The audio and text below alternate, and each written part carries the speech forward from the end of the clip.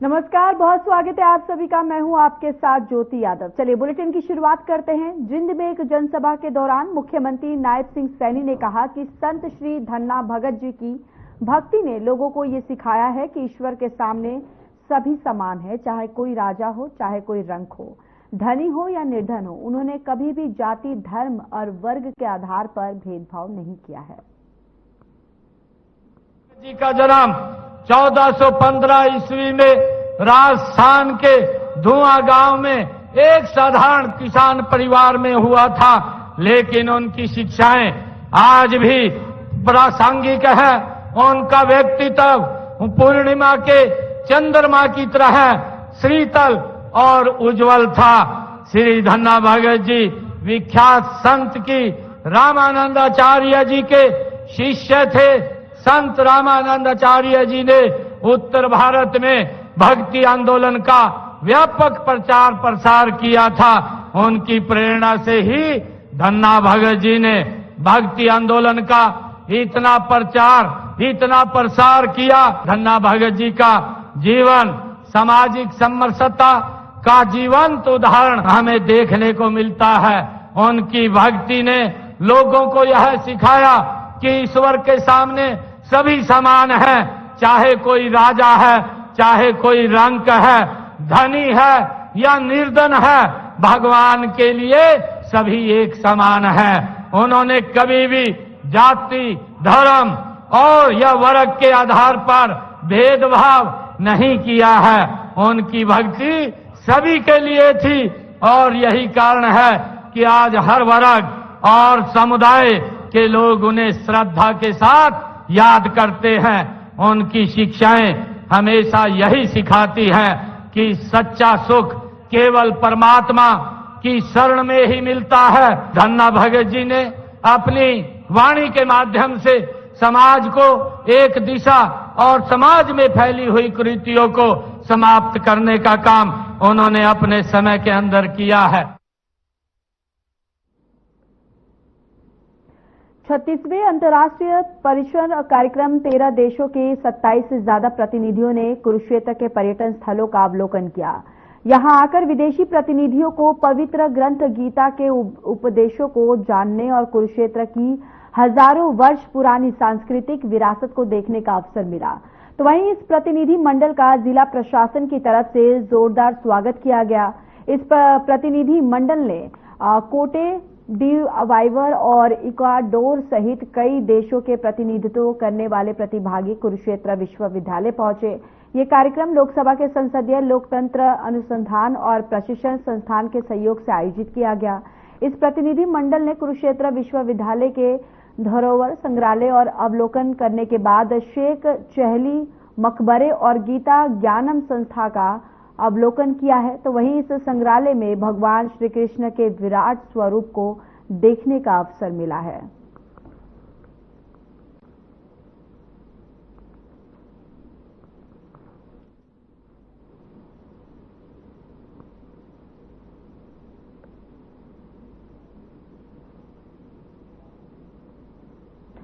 तो वहीं केंद्रीय मंत्री कृष्णपाल गुर्जर ने फरीदाबाद के सेक्टर 23 के वार्ड नंबर 5 में 1 करोड़ 64 लाख के विकास कार्यों का शुभारंभ किया। इस दौरान एनआईटी के विधायक सतीश फागना और स्थानीय पार्षद उनके साथ मौजूद रहे।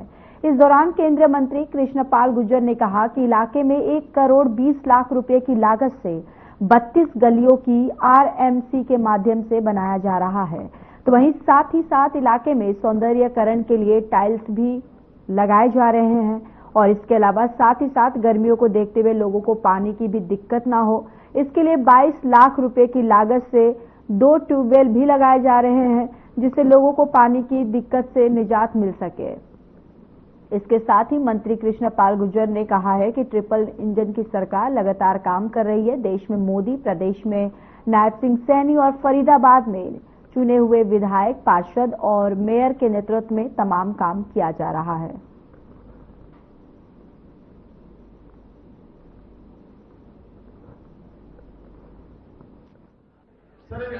सरलता के साथ जो कार्यक्रम शुरू करें।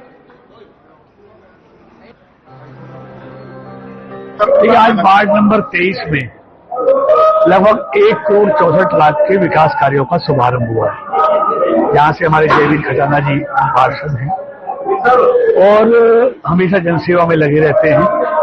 इसमें 1,30,00,000 की तो लगभग 32 गलियां हैं, 32 गलियां हैं जिसमें RMC है, इंटरलॉकिंग टायर, और बूस्टर पर 2 ट्यूबवेल है 22 लाख के, जो इमरजेंसी में पानी के लिए उस बूस्टर में पानी ट्यूबवेलों से पानी डाला जाएगा और इमरजेंसी में वार्ड नंबर 5 के लोगों को वाटर सप्लाई की जाएगी। सरलता के साथ जो कार्यक्रम शुरू करें। चलिए अब खबरों में बात कर लेते कुरुक्षेत्र की। कुरुक्षेत्र विधायी प्रारूप ने 36वें अंतर्राष्ट्रीय प्रशिक्षण कार्यक्रम के अंतर्गत कुरुक्षेत्र में पहुंचे विदेशी नागरिकों के प्रतिनिधि मंडल का सांसद नवीन जिंदल की ओर से भव्य अभिनंदन किया गया।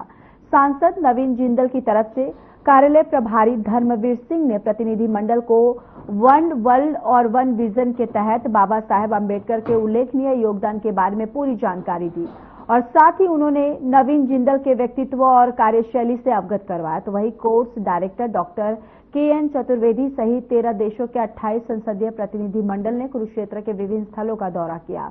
इस दौरान एक निजी होटल में आयोजित कार्यक्रम वन वर्ल्ड वन विजन में धर्मवीर सिंह ने जानकारी दी।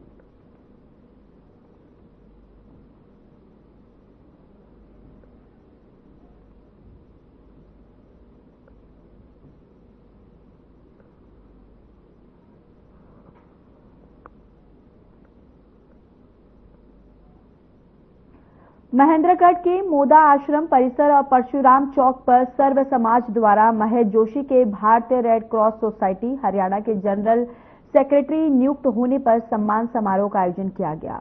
इस दौरान भारतीय रेड क्रॉस सोसाइटी हरियाणा के जनरल सेक्रेटरी महेश जोशी को पगड़ी और फूल माला पहनाकर सम्मानित किया गया। इस अवसर पर अटेली के पूर्व विधायक सीताराम यादव उपस्थित रहे। बीजेपी जिला महामंत्री अमित मिश्रा ने कहा कि महेश जोशी का जीवन काल राष्ट्रीय स्वयंसेवक संघ को समर्पित रहा है।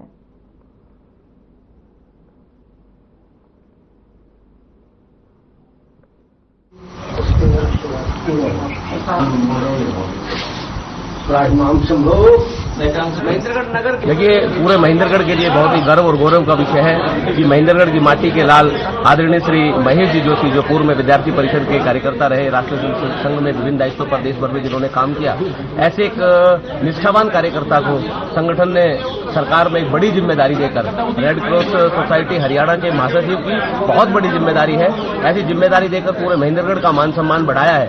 उसके लिए माननीय महेश जी जोशी को सम्मानित करने के लिए, उनको बधाई देने के लिए मोदाश्रम समिति ने एक छोटे से कार्यक्रम का आयोजन किया।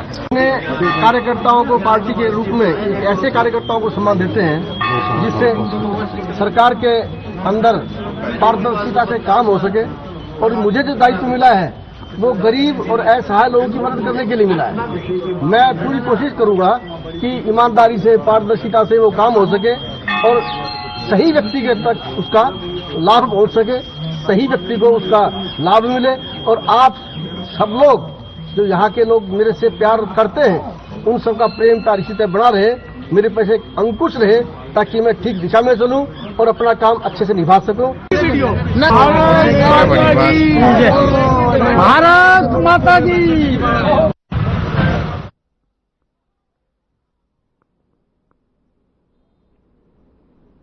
पिछले 42 सालों से फरीदाबाद जिले में मिलने वाली लावारिस लाशों का विधि पूर्वक दाह संस्कार करने वाली फरीदाबाद की संस्था श्री शक्ति सेवा दल ने आज साल भर की 248 लावारिस लाशों की अस्थियों को हरिद्वार विसर्जन के लिए भेजने से पहले न्यू जनता कॉलोनी के स्वर्गाश्रम में विधिवत रूप से गंगाजल और दूध से धोया।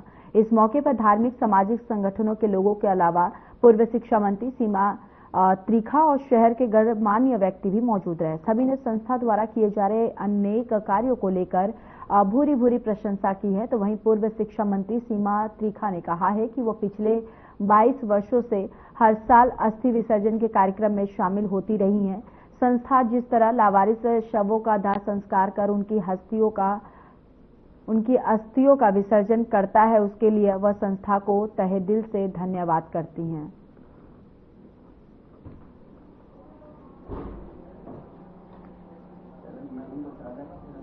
नहीं है उनके लिए।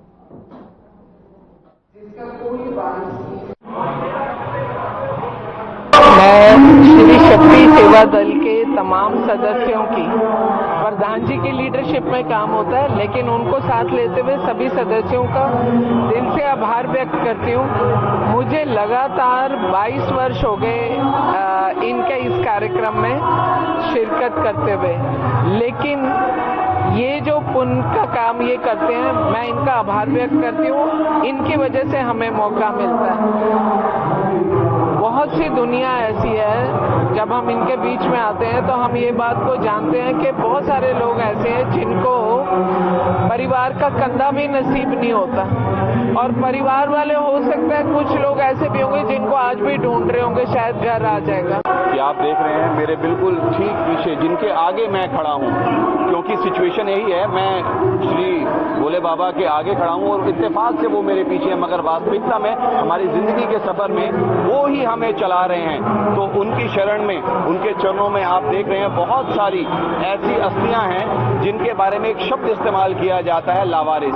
मैं तो यही कहूंगा ये लावारिस अस्थियां नहीं है, क्योंकि आधार मेरे भोले बाबा का है और आस्थी इन अस्थियों को, उन मनुष्य जनों को जिनके जाने के बाद बाबा के श्री चरणों के माध्यम से, ये बाबा की जटाओं से निकल रही श्री गंगा जी की धारा में इसी शक्ति सेवा दल के माध्यम से पहुंचेंगी। 248 शव है जो कि कॉर्पोरेशन ने हमें हैंड ओवर की है। इनका विसर्जन करने के लिए आज ही यहाँ से हम जाएंगे।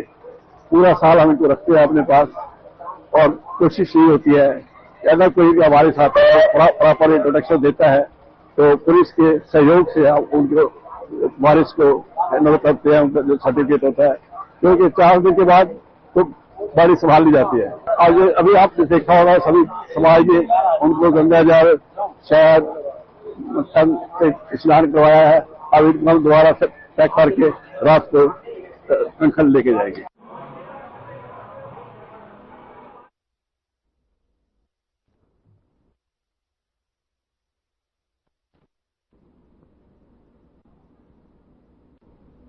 चलिए खबरों में आगे बढ़ते हैं। भिवानी में बीती रात 3 युवकों ने पंप पर अपनी कार में तेल भरवाकर पैसे ना देकर भागने के असफल प्रयास के बाद पंप पर जमकर तोड़फोड़ की। सेल्समैन को जान बचानी भारी पड़ गई। हैरानी की बात तो यह है कि आतंक मचाने वाले तीनों युवक नाबालिग हैं। ये पूरी वारदात सीसीटीवी कैमरे में कैद हो गई, जिसमें साफ तौर पर देखा जा सकता है कि ये युवक हाथों में फरसे लेकर गांव चांग के पेट्रोल पंप पर तोड़फोड़ कर रहे हैं। इन्होंने रात करीब 2:30 बजे पंप पर खड़े बाइक, पंखे और सीसीटीवी तोड़ दिए। तो वहीं इस मामले की सूचना पुलिस को दी गई, जिसके बाद युवक पुलिस को देख वहां से भाग गए।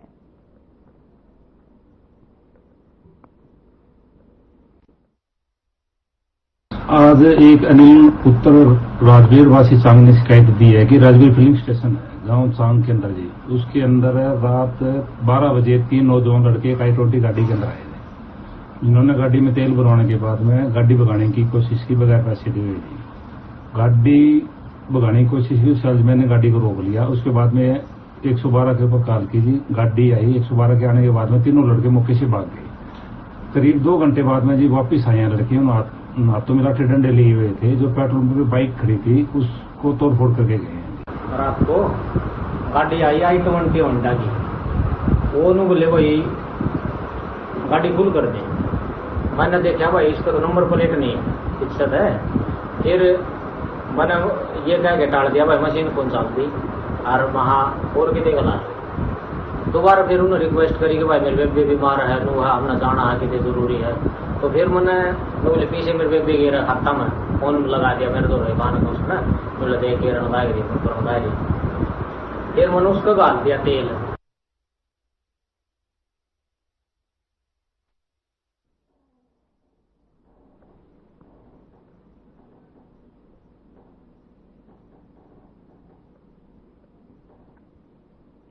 नानौंद उपमंडल के गांव मिर्चपुर में देर शाम को खेतों में खड़ी गेहूं की फसल में आग लग गई। आग लगने से लगभग 50 एकड़ की फसल जलकर राख हो गई और 20 एकड़ के आसपास गेहूं के फाने भी जल गए। किसानों ने सरकार से मुआवजे की मांग की है। किसान रामफल ने इसको लेकर कहा है कि मेरी 8 एकड़ की फसल जलकर राख हो गई है। उन्होंने कहा कि ग्रामीणों ने मिलकर आग पर काबू पाया है, लेकिन इससे हमारे काफी नुकसान हुए हैं और इस सरकार से मांग करते हैं, यानी कि हम सरकार से मांग करते हैं कि सरकार हमें उचित मुआवजा देकर जली हुई गेहूं की फसल की भरपाई करे। ने खुद भी देखा है कि किस तरीके से लगभग 80 एकड़ से प्लस जमीन आगजनी की घटना में हताहत हुई है और मैंने लगा कि 80 एकड़ या 100 एकड़ के आसपास जो जमीन है 3-4 गांवों के लगभग 50-60 परिवार ऐसे हैं जो इस तरह हताहत हुए हैं और कम से कम मेरे ख्याल में मिर्ज पर के 15-20 परिवार ऐसे हैं। कल हमारे को लगभग मैं 5 बजे फोन आया था भाई का सिस्टर थे, मतलब आपका उधर में आग आने लग रही है। तो मैंने गांव में मतलब ग्रुप बना रखा है ग्राम पंचायत नाम से, तो मैंने उसमें कॉल कर दी थी, मतलब जो भाई है भाई मिर्जपुर की तरफ आग आने लग रही है, भाई जल्दी से जल्दी पहुंचो।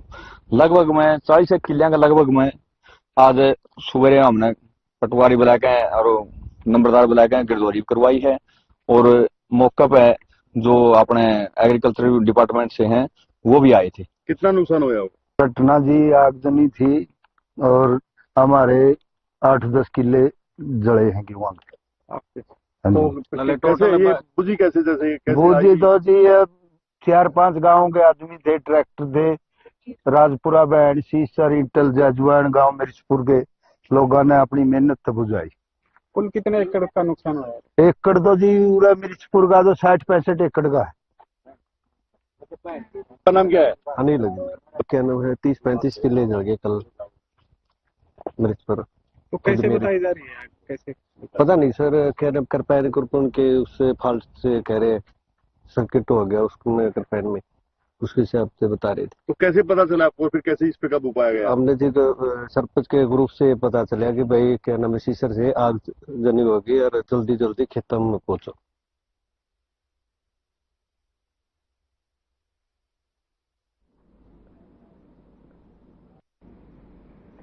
असंध विधानसभा के सालवन गांव में वीर शिरोमणि महाराणा प्रताप के जयंती के अवसर पर कृषि मंत्री श्याम सिंह राणा ग्रामवासियों को सम्मिलित करने के लिए निमंत्रण देने पहुंचे।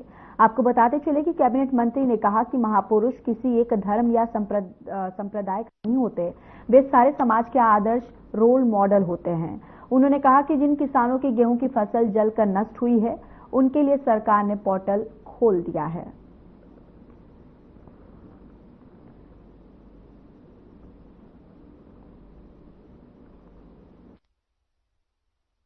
देखिए, महाराणा प्रताप एक ऐसे शख्स हैं जो पूरी दुनिया में प्रेरणा स्रोत हैं, युवाओं के भी हैं और उसके अलावा जितने भी देश दुनिया के सेनापति हैं सभी महाराणा प्रताप के अनुयायी करते हैं, अनुसरण करते हैं, क्योंकि हल्दी घाटी की लड़ाई उसने एक ऐसे बड़े राजा से लड़ी जिसका आकार बहुत बड़ा था। 3 लाख किलोमीटर का राज था अकबर का, महाराणा प्रताप का 30,000 का था, लेकिन फिर भी उन्होंने हार नहीं मानी, जिंदगी भर संघर्ष किया और कभी भी समझौता नहीं किया। उनको जानते थे भी समझौते के अंदर धोखा होता है और महाराणा प्रताप जिंदगी भर लड़ते लड़ते देश के लिए अपने परिवार की कुर्बानियां भी दी और सारा परिवार पीढ़ी दर पीढ़ी देश की स्वतंत्रता के लिए लड़ता रहा।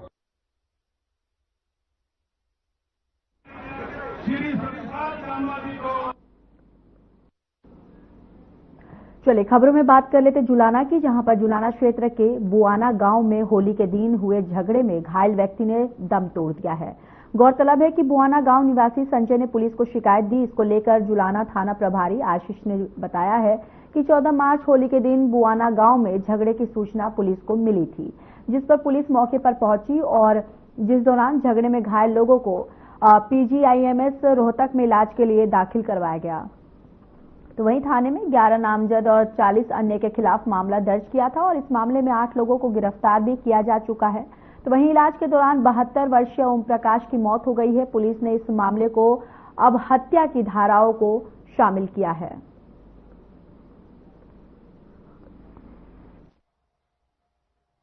होली वाले दिन पिछले महीने 14 तारीख को हमारे पास में एक कंप्लेन आई थी लड़ाई झगड़े की, जिसमें बाद में पता चला कि गन फायर भी हुए, जिसमें अटेम्प्ट टू मर्डर का हमने पर्चा दर्ज किया था। उसके बाद में जो पीड़ित था जिनको चोटें लगी थी, उनमें से ओम प्रकाश की कल दिनांक 19/4 को मृत्यु हो गई है, जिसपे इस मामले में जो अटेम्प्ट टू मर्डर का केस था उसमें फिर मर्डर की धारा को हमने याद किया है। सर, इसमें कितनी गिरफ्तारियां हो चुकी है और कितने लोगों के खिलाफ लगभग मामला दर्ज हुआ है? जो मामला बाय नेम दर्ज हुआ था 11 लोगों के खिलाफ, जिसमें कुछ अन्य थे। उसके बाद इसमें 8 की गिरफ्तारी हो चुकी है अब तक। बाकियों की हम लोग तलाश कर रहे हैं, जल्द से जल्द उनको भी गिरफ्तार कर लिया जाए।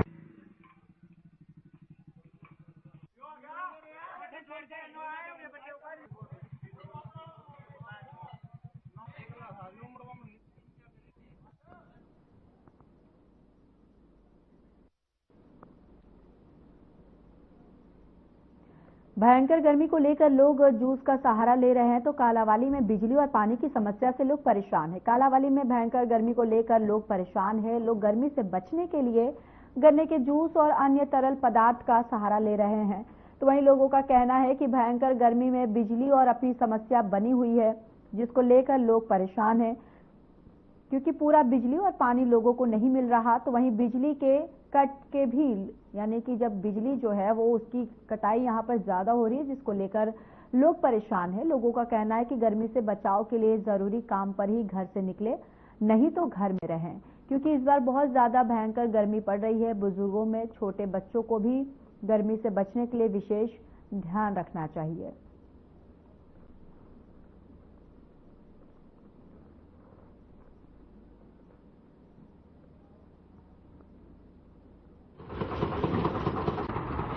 गर्मी बहुत ज्यादा है, लू बहुत ज्यादा पड़ रही है।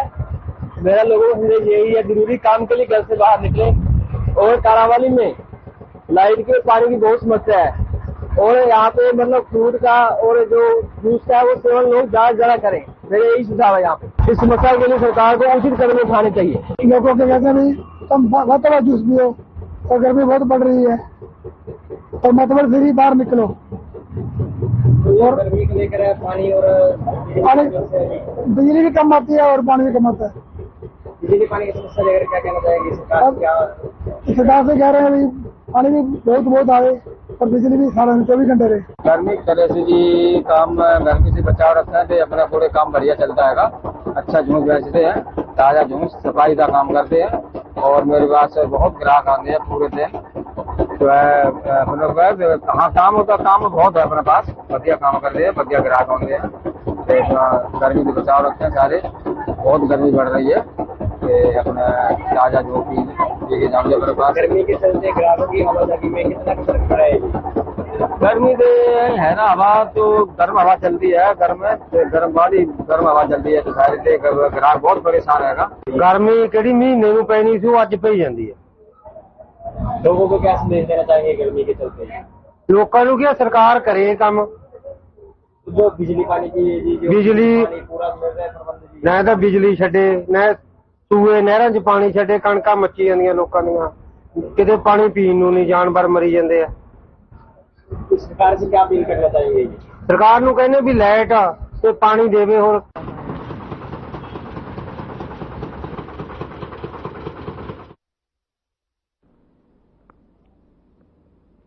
5 साल पुराने मर्डर मामले की 16 अप्रैल को गोली मारकर 37 वर्षीय व्यक्ति की हत्या की गई थी, जिसमें पुलिस ने शूटरों सहित 8 आरोपियों को मध्य प्रदेश से गिरफ्तार किया है।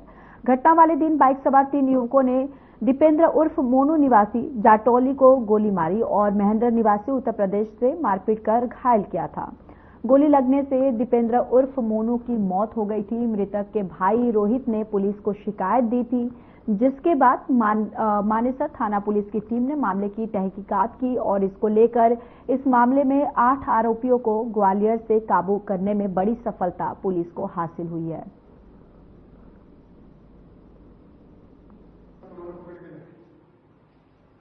इसमें गुरुग्राम पुलिस को एक इन्फॉर्मेशन 15 तारीख की रात को मिली थी कि पटौदी पुलिस स्टेशन के एरिया में गोली चला करके एक युवक की हत्या कर दी गई। जिसके पर गुरुग्राम पुलिस की पटौदी पुलिस स्टेशन की टीम, क्राइम ब्रांच की टीम और जो सीनियर क्राइम की टीम है जो स्पॉट पर पहुंची थी। तो यहाँ एक शिकायतकर्ता था रोहित, जिसके द्वारा कुछ लोगों को नामजद करवाते हुए और एफआईआर रजिस्टर करवाई गई थी। शिकायतकर्ता का आरोप था कि उसके भाई जिसका नाम दीपेंद्र था, उसकी हत्या कुछ लोगों के द्वारा कर दी गई है। इसमें गुरुग्राम पुलिस के द्वारा एफआईआर रजिस्टर करते हुए और अलग अलग क्राइम ब्रांच की टीमें इसमें काम कर रही थी एक्यूज को अरेस्ट करने के लिए। तो during investigation crime branch Manesar की टीम है जो सब इंस्पेक्टर ललित के सुपरविजन में जिन्होंने काम करते हुए इस केस में कल 18 तारीख को कुल मिलाकर के कुछ 8 आरोपियों को मध्य प्रदेश ग्वालियर से अरेस्ट किया गया है।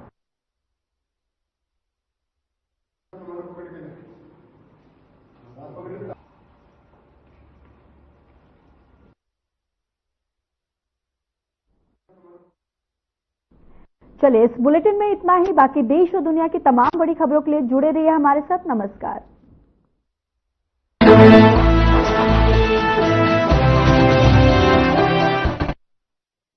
क्या